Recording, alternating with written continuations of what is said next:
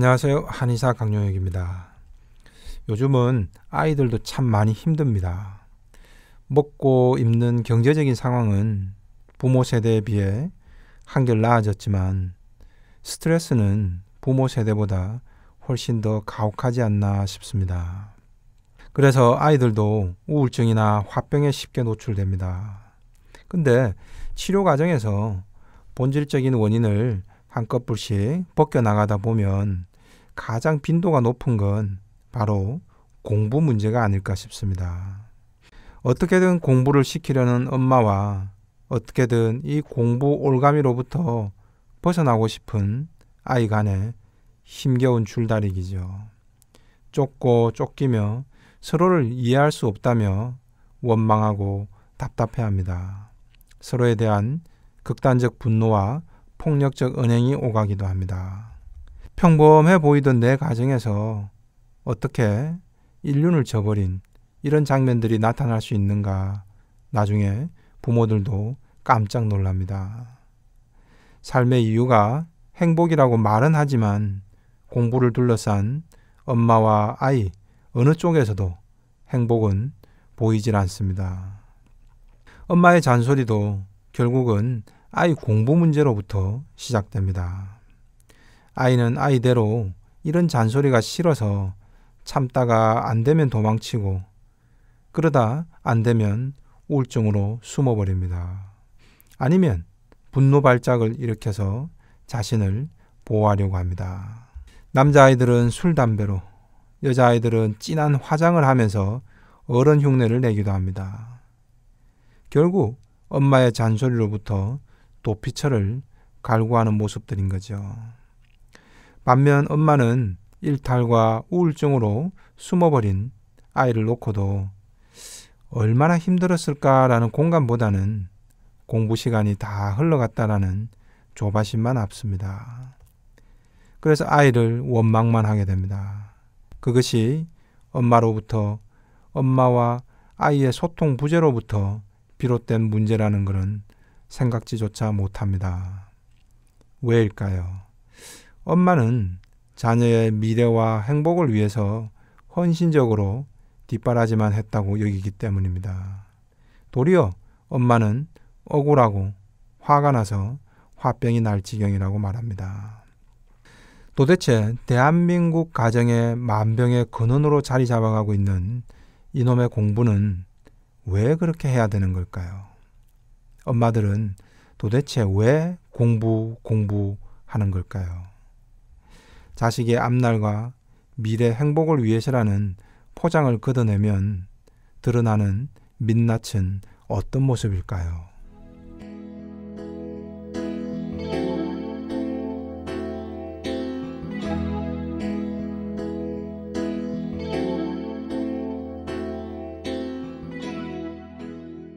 환자 사례를 한번 보시겠습니다.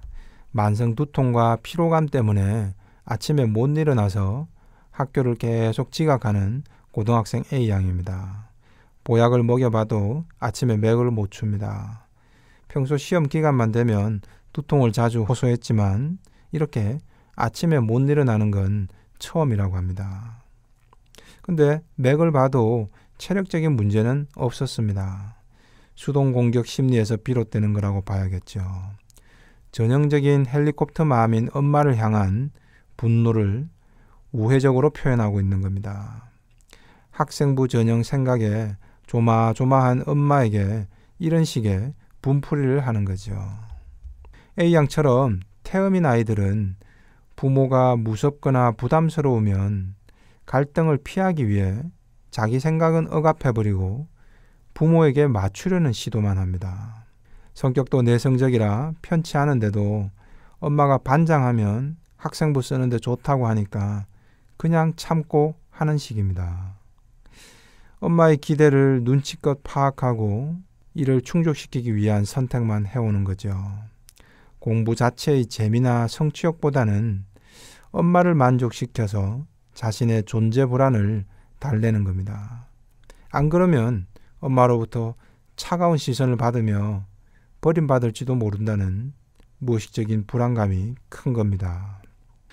결국 엄마의 기대에 계속 끌려가다가 너무 싫은 순간이 오게 되겠죠. 나름 힘들게 해서 90점을 받았는데 엄마는 조금 더 해서 100점 받으라며 더 높은 기대치만 계속 부여하겠죠. 엄마는 이게 또 자녀 뒷바라지를 잘해서 좋은 대학 가고 자녀가 행복해지는 길이라 확신했겠죠. 근데 이렇게 끌려가는 게 너무 힘들었던 겁니다. 엄마가 원하는 대로 안 갈 수도 없고 그렇다고 계속 끌려가 주자니 너무 힘듭니다. 이런 갈등이 두통이나 무기력증 같은 신체 언어로 표현되는 겁니다. 태어민인 A양 입장에서는 엄청난 분노를 소극적으로 전환시켜서 표현한 겁니다. 몸이 피곤해서가 아니라 엄마 원하는 방향으로는 더 이상 못 가겠다라는 메시지인 겁니다.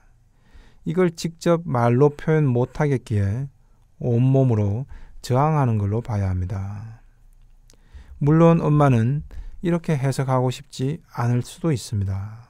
그저 머리가 아프고 몸이 피곤해서라고 믿고 싶을 수도 있죠. 대신 엄마는 오래전부터 자신의 삶의 목표가 된 아이 공부가 더뎌지는 것에 엄청난 상실감을 느끼는 중입니다. 그래서 더 소리도 쳐봤지만 A양 또한 이젠 꿈쩍도 않는 겁니다.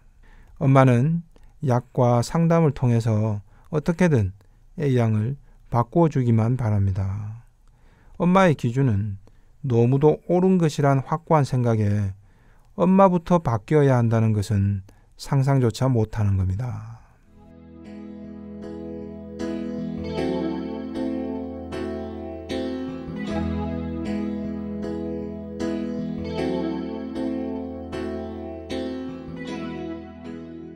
다음 사례는 분노 조절 장애 때문에 내원한 B양입니다. 학교에선 더할 나위 없는 모범생이라고 합니다.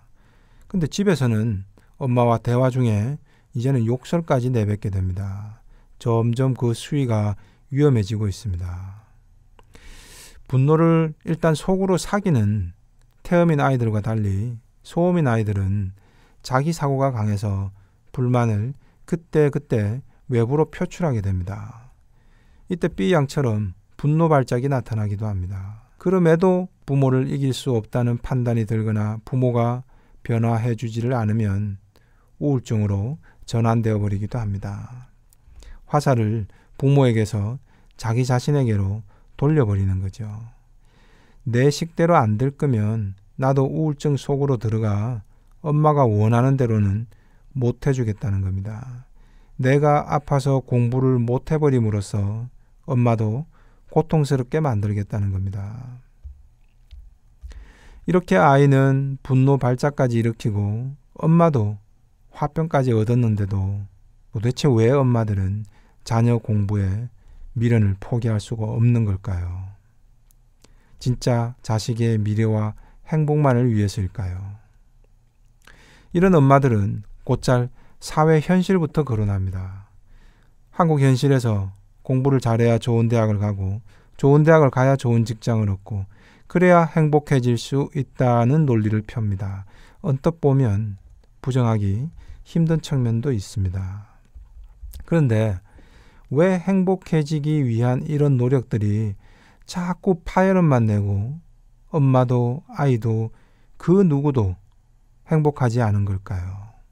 오히려 여기저기서 신음소리만 들립니다. 엄마들이 공부 노래 부르지만 사실은 엄마 자신이 옳다고 규정한 틀에 아이를 꽤 맞추려는 시도인 경우가 많습니다. 그리고 그 이면에는 엄마 자신의 채워지지 않은 욕구가 존재합니다. 정신의학에서는 나르시시즘, 즉 자기애로 설명합니다. 엄마가 어릴 때 자신의 친정 부모로부터 채워지지 못한 지지적 욕구를 성인이 되어서 보상받고 싶은 욕구 때문입니다. 아이를 위해서라고 보기 좋게 포장되고 합리화되어 버리면 이런 욕구의 실체를 모른 채 살아가게 됩니다.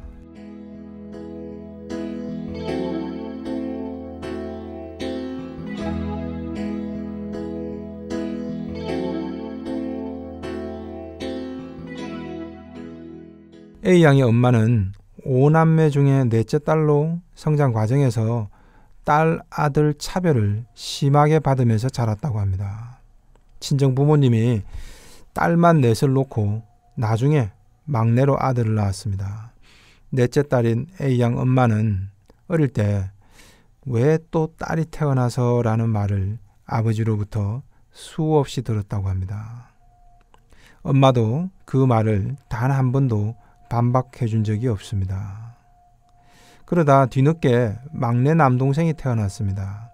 만난 과자도 좋은 옷도 부모님의 사랑은 모두 남동생이 독차지하는 걸 늘 부러운 시선으로 지켜만 봐야 했습니다.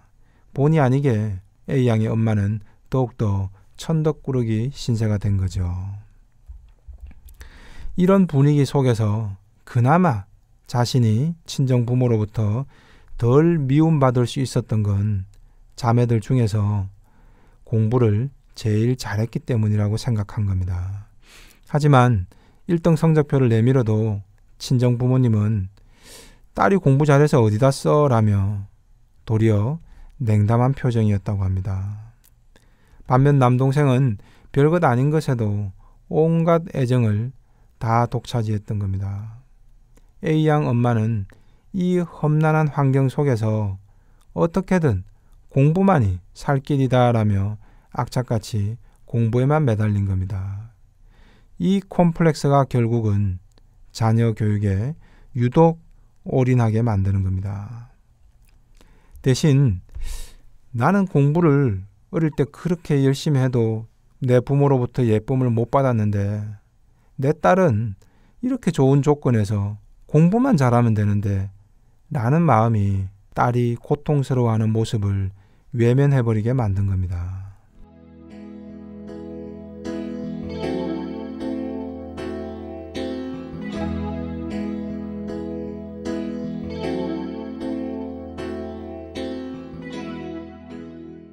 B양의 엄마 역시도 강한 컴플렉스가 있었습니다. 어릴 때 친정 부모 때문에 뭐든 자기 뜻대로 해본 기억이 별로 없었다고 합니다. 하지 마라 하지 마라 라며 거절당해본 기억들만 가득합니다. 이런 상처가 뭐든 내 뜻대로 한번 해봐야 되겠다라는 자기애를 강하게 만듭니다. 사회생활에서는 남성적 영역에서 경쟁 욕구로 나타나기도 합니다. 전업주부들은 자식을 통한 경쟁과 대리만족을 갈구하게 되죠. 이 또한 엄마 자신이 자신의 부모로부터 전달받지 못했던 욕구를 이제 내 자식을 통해서 대리 구현하고 싶은 겁니다. 자신에게 부족했던 친정 부모의 모습 속에서 나라면 저러지 않을 텐데 나는 나중에 부모가 되면 반드시 우리 부모님처럼은 하지 않을 거야 라는 강렬한 에너지가 만들어집니다. 컴플렉스죠. 이게 결국 훗날 자녀 교육에 대한 열망으로 이어지게 됩니다. 헌신적인 자녀 뒷바라지 이면에는 엄마 자신의 컴플렉스가 존재하는 겁니다. 다시 말해 엄마가 이미 정해놓은 방식에다가 자녀를 꽤 맞추려는 시도만 반복하게 됩니다. 그게 뜻대로 안 되면 자신을 돌아보기보다 자녀만 원망하게 되는 거죠. 냉정하게 말하면 엄마의 자긍심과 자기애를 채우기 위한 수단으로 자녀 교육이 이용되는 겁니다. 아이가 성적을 잘 받으면 그는 아이가 열심히 자신의 부족함을 잘 보완했구나 라고 보기보다는 엄마 자신의 성적인 것처럼 뿌듯해지는 거죠. 다만 이것이 교육열이라는 아주 좋은 포장지로 감쌀 수 있기 때문에 엄마 자신의 컴플렉스를 가리기에도 더할 나위 없이 좋은 거죠. 결국 어릴 때 엄마 자신의 부모에게서 채워지지 못한 수용과 애착의 욕구를 자식을 제물로 지금 와서 갈구하고 있는 게 실체인 겁니다. 여기에 때로는 남편에게서 채워지지 못한 지지적 태도를, 때로는 시부모로부터 날아오는 갈등과 상처에 대한 도피 욕구가 더해지게 됩니다. 이를 모두 자신의 자녀 교육으로 몰입해서 그 욕구를 해소하려고 하는 겁니다. 이 과정은 싹이 나서 자연스레 비바람을 적당히 맞으면서 그때그때 필요한 수분과 양분을 공급받아 자라나는 형태와 너무도 다릅니다. 어서, 빨리, 완벽하게, 남들보다도 더 이런 메시지만을 조급하게 반복하게 됩니다. 그러다 보니 늘 자식이라는 싹이 빨리 자라지 않는다고 느껴집니다. 나르시시즘이 강한 엄마들은 얼른 뭔가 대외적으로 보여줘야 한다는 강박에 시달리게 됩니다. 그래야 자신의 불안이 진정되기 때문이죠. 오로지 내 아이의 잘난 모습과 잘난 성적을 통해서만 엄마 자신의 불안이 진정이 되는 겁니다. 이 과정에서 아이는 몸과 마음에 상처를 얻게 됩니다. 이게 또 컴플렉스로 남아서 나는 우리 엄마처럼 하지 않을 거야 라고 다짐하면서 결국 나중에 성인이 되어 결혼하고 아이를 낳게 되면 자신의 자식에게 또다시 무의식 중에 컴플렉스를 대물림하게 됩니다. 헌신적인 자녀 교육열 이면에 이런 민낯이 있음을 빨리 자각해야 합니다. 그래야 엄마도 아이도 또 아이가 자라서 꾸리게 될 다음 세대의 가정도 상처받지 않게 되는 거죠. 지금까지 한의사강용에게 심통부리기였습니다.